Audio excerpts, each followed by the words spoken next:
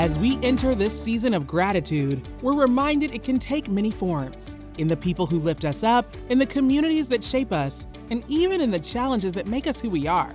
This week's episode of My Legacy, we're reflecting back on voices who've lived that truth. From Gabby Bernstein's journey of transformation and Sarah Jakes Roberts finding grace and growth, to Simon Sinek on the power of connection, and Sophia Bush drawing strength from community, to Shetty and Radhi Devlukia on true partnership. May their stories inspire you to look around and give thanks for the journey and everyone who's part of it. Let's jump in. Gabby, you have gone through a remarkable transformation, and your transformational journey is nothing short of profound. Can you take us back to that time and help our listeners and our viewers understand what that transformation was like? Because in your memoir, you were raw and you were vulnerable, and you spoke about drug addiction and alcohol addiction. You spoke about eating disorders. You spoke about self-loathing. What was that moment of hitting that rock bottom that made you change your perspective as saying, I need to have a different life? Can you take us back to that moment? Yeah, and it's actually a very timely conversation because we're entering into the fall and I'm coming up on 20 years of sobriety in October. Congratulations. That's beautiful. Yes. And that commitment to get clean and sober was not just a commitment to a life of sobriety, but it was a commitment to a spiritual life. It was a commitment to becoming a teacher, to stepping into a higher purpose that I chose. The day, October 2nd of 2005, when I made the choice to get clean and sober, I not only chose a life of sobriety, but I chose a life of service. That choice was always in front of me. So there was a period in my life when I was really struggling towards the end of my addiction. And I went and I got a psychic reading with someone that my mom referred me to. And the psychic kept saying to me over and over, you're struggling with addiction. And I would listen to this cassette tape back over and over, listening to her voice in my beat up Toyota Corolla. And I'd be doing the alternate side of the street parking in New York City. And I'd listen to this cassette tape over and over while I waited for the parking to change over. And I remember hearing her voice saying, you're struggling with addiction. And my voice quivering on the other end saying, well, it's not that bad. And then she went on and she said, well, you have two choices in this lifetime. You can stay on the path that you're on and it will be very difficult. Or you can get clean and make a major impact on the world. And I just remember listening to that over and over and over and being in such a precipice of making that choice. And I could have gone either way. And I know that my soul, when I signed up to come to this world at this time in this way, my soul made that choice. That my soul said, I'm going to go through this journey of trauma and addiction and discomfort so that I can resurrect myself in this lifetime and live to tell what it means to transcend those fear-based worldly experiences and live in that light and that magnitude. And so I can reflect back now 20 years and just with so much joy and gratitude for the commitment and the choice that I made to get clean and sober, but most importantly, for the commitment and the choice that I've made every single day since, to one day at a time, just keep surrendering to a higher power, surrendering to a spiritual practice, surrendering to a therapeutic journey so that I could just keep shining the crystal and get to the place that I'm at now today, where I feel very free and I feel very clear and I feel very aligned and the most ready than I've ever felt before to actually do the service work that I'm really here to do. Wow, Gabby, first of all, blown away. Collectively, we're all blown away sitting here. Lots of nods, lots of energy, lots of love to you. But I understand October 2nd, 2005 was that date, but take us back to October 1st, 2005. What did you say to yourself the day before to say, I need to change? Because our listeners, our viewers may be stuck on the other side of the road waiting for parking to change, listening to their version of the cassette and what came through to you to talk to your soul. You know, at the time I had a spiritual awareness. I was brought up very spiritual and I had awareness of spirituality, but I'd really turned my back on it in my days of my addiction. And so that day, when I was coming down from the drugs and the alcohol from the night before, and I'm sitting on my knees in my dirty studio apartment in the West Village, and I'm on my knees, and I said a prayer, but at the time I didn't know who I was talking to, and I said, God, universe, whoever is out there, I need a miracle. And I heard a inner voice, a voice speaking to me through me, say, get clean and you will live a life beyond your wildest dreams. And that voice was so undeniable that I made the choice that day to get my butt out the door, walked into a 12-step room, sat amongst strangers who felt like brothers and sisters because we were all there for the same reason, very different archetypes in one room, all with the same intention. And I knew I'd found my home and I knew I'd found my path. That inner voice, that voice of wisdom, that voice of spiritual soul connection is a voice that I rely on. It's a voice that I've developed as a medium. It's a voice that I attune to and that I listen to and I allow guide my life to this day. But that was a real spiritual intervention that came through for me to put me on the right track. Now I'm going to turn to your husband because you've said in the past that toxic relationships used to be your drug of choice. Mm-hmm. I want to know what helped you finally break that pattern. I think what really helped me was realizing that the toxic relationship wasn't with the other person, it was with myself. Like, I think that part of the reason why I was so drawn to people who I felt like I could save or make better or who could add worth or value to me if they were able to be loyal and significantly present in my life was because I felt so devalued myself. I was so insecure in myself. I was so frustrated with who I was that person became a distraction and a trophy that would make me feel better if ever they would just get it together. And so I made the pursuit of them my focus instead of really trying to figure out who I was. And there was really one thought that really changed my life. But it was after we got into a really bad argument and the police were called, so maybe more than an argument. And I had to go to CPS to just tell them like, hey, the kids are okay. You guys can continue to check in on me because the police had been involved. And I was walking out of that CPS office and I just said, I can do better than this. I can do better than this. And it wasn't like I thought, I'm going to be a New York Times bestselling author and I'm going to host an event with 40,000 people. I meant I can avoid going to CPS offices. I can avoid getting so angry that the police are called on me. I can do better than this. And I just did what was a little bit better than that. And then I would get on that level and I would think I could probably do a little bit better than this. I moved back home with my parents and I had the kids and I thought, well, if I could just get my own place, and better and better and better just became my pursuit. Not better for the pursuit of moments like this, but just better because I just felt like anything is better than this. Anything is better than this. And if to not pursue better is to move backwards, and I was moving backwards quickly.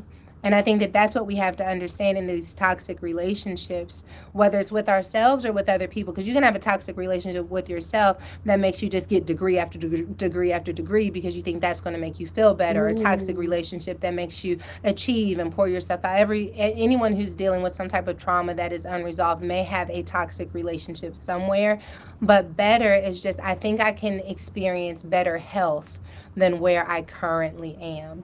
And I'm really grateful for who I am now on the inside. Like I've had all of these different things happen to me. I have not changed my bio on Instagram.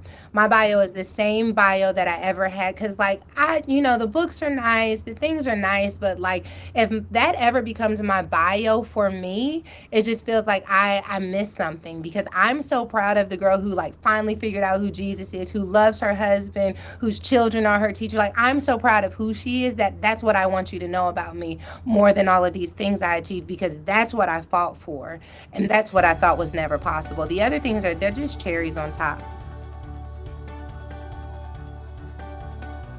The last time we spent meaningful time together, we were in a far off corner of the world and we were reflecting on the McMansions, the gated communities, the closed doors, and how in North America, people seem to strive to work so hard to earn enough money to pull themselves away from everyone else. They want to be on the private plane. They want to be on the McMansion. They want to be in the gated community. And the irony is that they are shutting themselves off from others.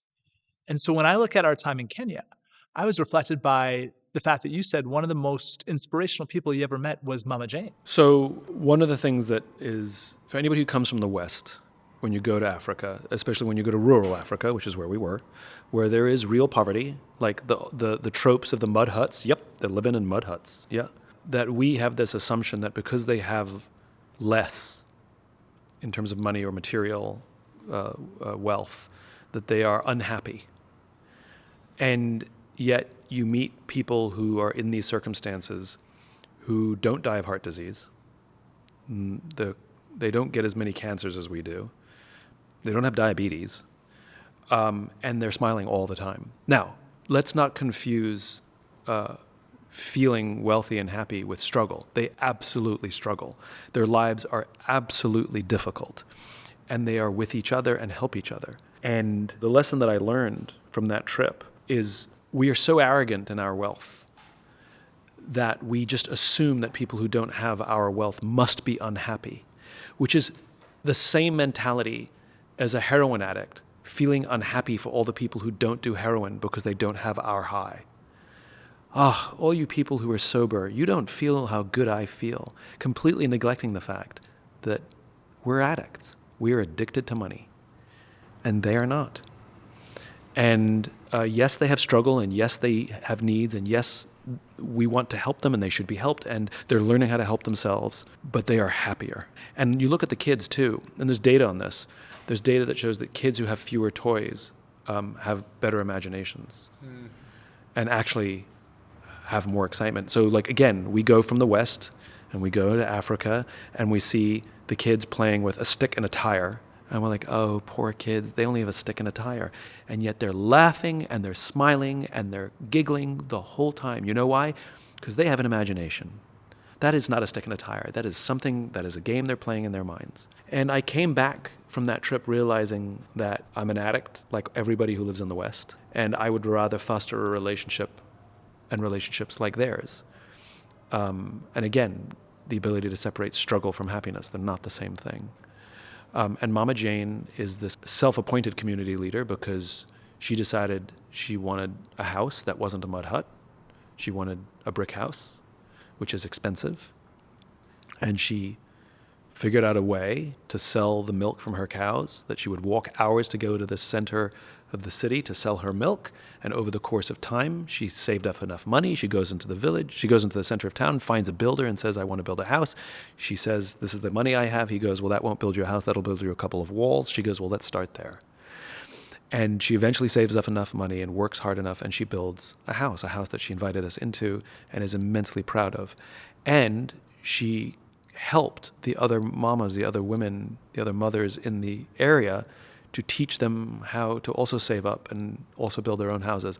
And the part that really got me was the joy that she had, the smile on her face, the expression of absolute pride when describing one of her friends or one of the people in her community who built a better house than hers. Now, we don't do that in the West. We want our house to be the biggest. We want our house to be the best. We want, what did Teddy Roosevelt say? Comparison is the thief of joy. And I love that he used the word thief.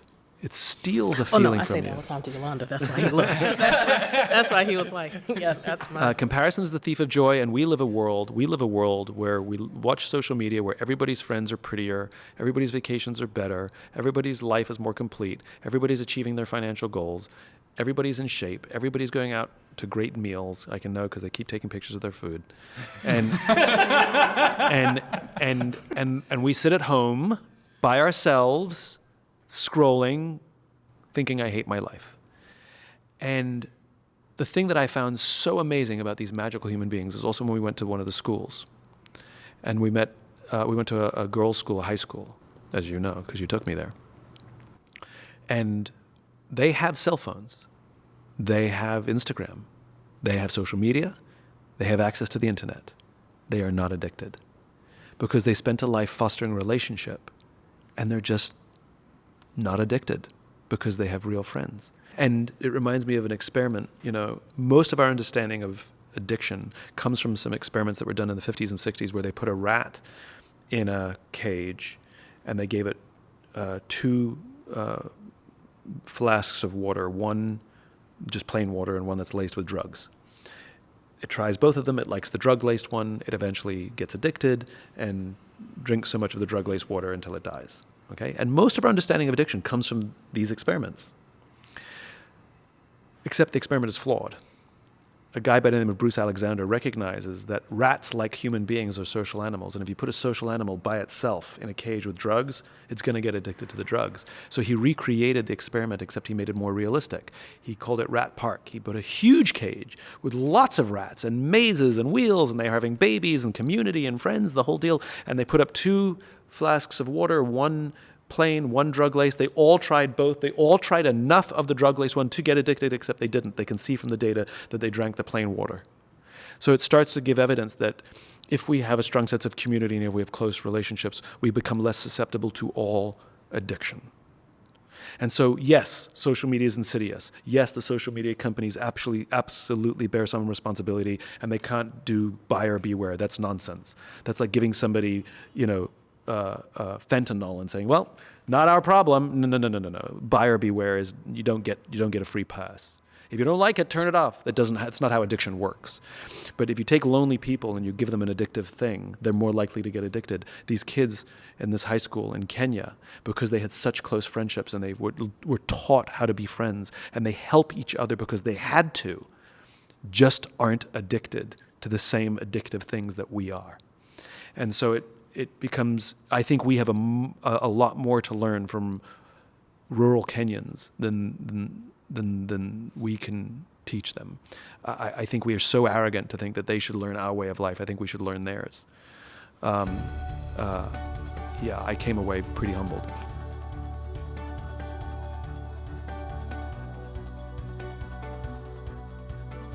Sophia, now I want to turn to a deeply personal essay that you wrote in Glamour last April about your coming out journey.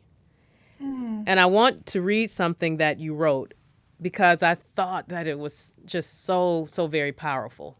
So I want to quote your exact words, which is, I finally feel like I can breathe.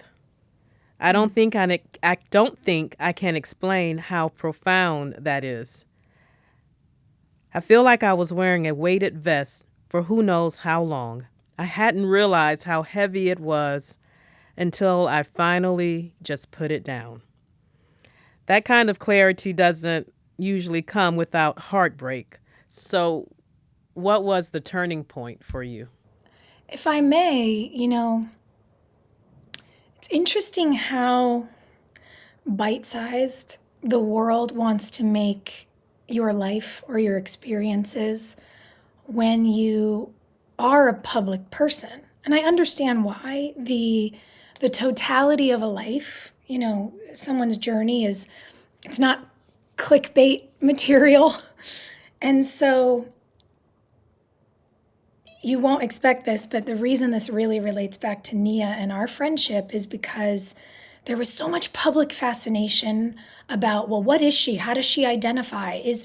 Explain. And they wanted to make it about this coming out, and part of me and part of Nia were like, has nobody been paying attention to anything I've ever said since I've been on TV, or all the people I've kissed since I've been on TV? What are we doing? So there was humor in it, certainly. There was absolutely, given again this rising fear-mongering, there was a real importance I understood for saying the words and saying them in a way where they could be both hopefully inspiring or freeing to someone else, but also to say all of us deserve to take up space and deserve to have a full spectrum of rights. But the thing that people didn't see behind the scenes was the journey to get there. And the vest wasn't just about identity. The vest was about society. The vest was about the expectation on women, the exhausting demand to be small but not so small, to no matter what you do, you have a career, how dare you not have kids? You have kids, how dare you not have a career? You wait to consider getting married. You're a crone. You got married young. You must have been dumb and you didn't know what you were doing. It's just, we can't quite get it right. And what I had to come to terms with was that I'd carried certain traumas rather than push them back on the people who'd given them to me. I'd tried to make everybody happy. I'd lost my individual way, maybe in a way, because I'd prioritized community so much that I finally said, well, I guess it's time. And I guess it's time I do the thing everybody tells me to do. And I'll make the list and check the boxes. And everybody says, once you've done it, you'll be happy. And I checked all the boxes and I really wasn't happy. And I didn't know how to say that to anyone but Nia. And I didn't know how to say when people said, well, why did you get married and why did you do this? I didn't know I would go through the next step, the family building stuff by myself. I didn't know until it happened to me. And I didn't know how to say that. I didn't know how to deal with the shame and the kind of embarrassment that I'd been wrong and that I'd been wrong really publicly. And I called my best friend and she, if I may, I'm just making sure I'm allowed to say the thing, but she said, me too. And we both knew what was going on, obviously, with each other. We talk 100 times a day, but when I said, I think I have to be done, and in her own life and in her own world with her own young son, she said, I do too. I would never wish for someone else to be heartbroken. But to have my best friend in the world having her version of the same experience and both of us saying we gotta put it down and we gotta try to make a new way. In the most profound way, I knew I wasn't crazy. I knew I wasn't doing something rash. I knew I'd literally exhausted every option. I'd gone to every therapy. I'd done every bit of the homework. And I had to just say, it's okay to change your mind. It's okay to learn something. And based on that learning, make a new decision for your future. And so everybody wanted to make it about, the next person in my life, because the next person in my life was a woman. Plenty of people were shocked it wasn't Nia, by the way. I was like, she is my wife, just not like that. But, what people didn't understand was that the journey started, again, in a community of women. And there were two of us. And then there was a best friend from college. And then there was a woman I would eventually fall in love with. And then there was another friend, dealing with, will I stay or will I go because of addiction in her family with her husband. And the community of women who didn't go, really bad timing, you just had this whole big thing. They didn't lean out and critique. They leaned in and said, it's okay. Those women helped me take off 40 years of expectation and people pleasing and just trying to do it right because it hadn't felt right ever, no matter how hard I tried. And it was, yes, about stepping into that portion of my identity in a way, but what it really was in totality was a homecoming and a learning to honor myself. And I learned how to honor myself watching the strongest woman that I know and a group of the most impressive women we love honor themselves. I had the courage of that conviction because of what I was being shown in both love and example by the women in my life.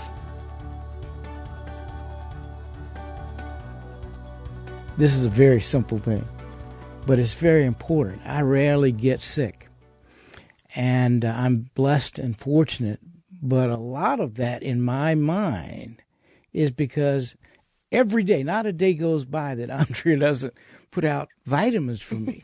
Now, I would like to be, that's a simple thing. I'd love to be able to do that, and I will get there, but that constantly reinforces, when your partner loves you so much that they're very concerned about your being healthy, being able to go out into the world as many of us have to do. So I want to ask you both, what simple thing does your partner do to show that they love you? Oh my gosh.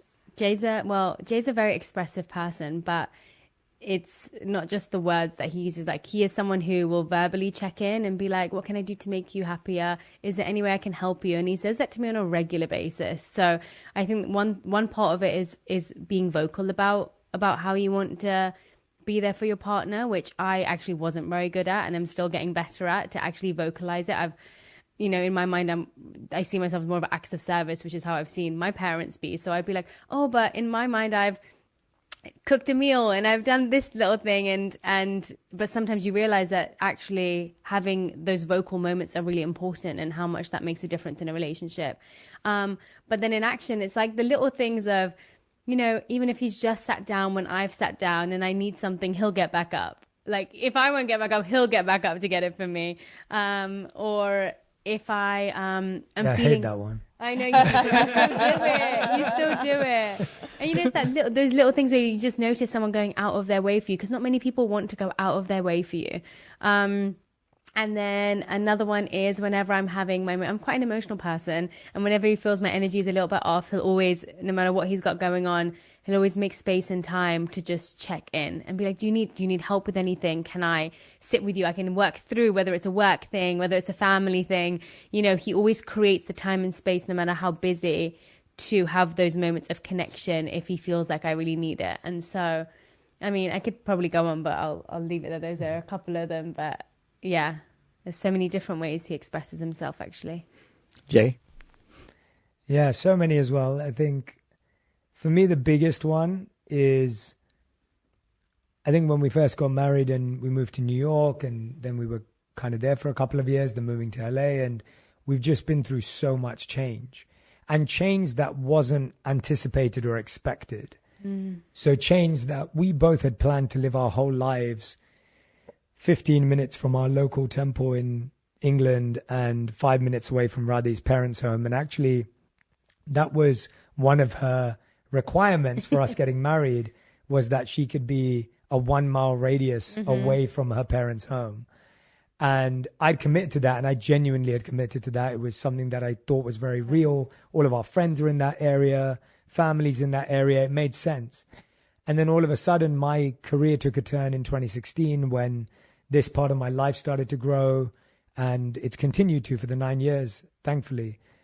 And if I'm completely honest, that was completely not part of the plan, not my plan, not her plan, not our plan, but it was what I couldn't even have dreamed of.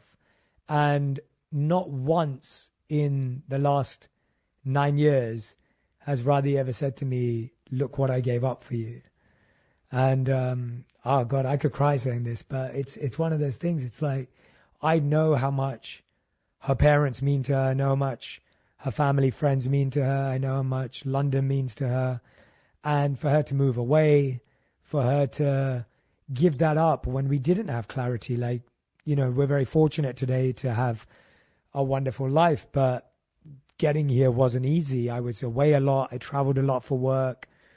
I was building things, moving around, and never once did she say, I gave this all up for you. You're never around. You work too hard. And I think that kind of trust, without nagging, without making someone feel bad, when I was already carrying the burden of it myself. And I think that's the feeling that makes you feel loved, where you're like, I was already feeling that way myself. So if she would have said it to me, it probably would have broken me. But the fact that she didn't feel that she had to say it to me makes me feel loved. So not blaming, not shaming, not pushing, not prodding it feels like a small thing, but actually it's huge.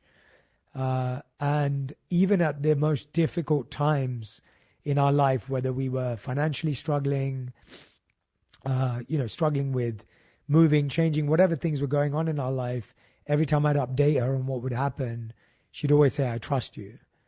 And hearing your partner say that when you don't even know what's going to happen next is the greatest sign of love. And so, Radhi decided to date me and commit to a relationship with me when I had nothing to offer but myself. And so that's a pretty big thing. She could have married anyone she wanted to marry. And so her decision to be with someone who didn't have even a secure job when we first started dating, and, someone who'd been in the monastery for 3 years and didn't have any sort of savings or any sort of plan, I think it shows her character and her ability to, go beyond material things. And the more recent one, I mean, I could go on as well. I think the more recent You don't need to go on. Radhi's never let me define my self-worth based on my success. So when I first started to experience success, Radhi didn't celebrate it in the way I wanted her to. And I'd wanted my wife to be my number one fan and my biggest cheerleader. And she wasn't for my career. But I had to realize, if I skewed my perspective, she was for who I was. So if it came to my character, that's what she was backing. She wasn't backing me because of my career. And that helped me detach from valuing myself based on the success of my career, because I think that's what I would have done and what I would have wanted if she had fallen in that way. And so her lack of validation for my career was the greatest validation for my character. Her not caring. Her not caring. Been great to humble but I me. mean it. I think it's a huge thing. And again, Craig, going back to the men point, I think a lot of men, we want our partners to be front row. We want them to be the cheerleader. We've got that culture. And I'm not saying that my wife isn't my cheerleader in that, but I'm saying your wife's cheerleading your character, not your career. That's better. Because the career's up and down. The career's going to do whatever it's going to do, but your character's who you are. What do you want to be loved for? Do you want to be loved for the amount of followers you have, or do you want to be loved for who you are and how you show up and what she believes you represent? And so I think it's genuinely, we're laughing about it and it can have funny connotations, but I want to clarify, the point is, I think we all want to be loved for who we are and not loved for what we achieve. I did start listening to your podcast last year, though. Thank you for joining us. New episodes drop every Tuesday with bonus content every Thursday. Don't forget to subscribe so you never miss a moment.